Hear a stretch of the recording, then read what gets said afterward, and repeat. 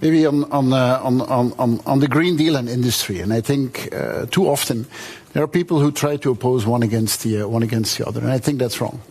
And I think it's remarkable what we have done. I mean, the European continent has been going through major crises over the past 3 years, and I'm extremely proud that the Commission was able to maintain the goals of the Green Deal. We were all very clear on keeping the goal.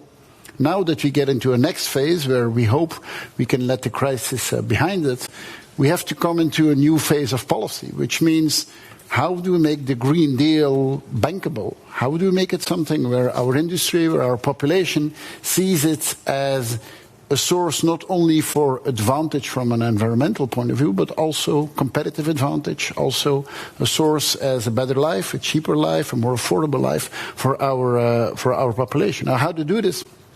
A few things have already been mentioned. Enrico Letta is doing great work on the version 2.0 of the single market. We talked about Jacques Delors. What was done more than 30 years ago was visionary. But the world has changed quite a bit since then. Our economy is completely different than anything we could have imagined 30 years ago. The work of Enrico Letta, the work of Mario Draghi is a key input in that. You talked about China and about trade.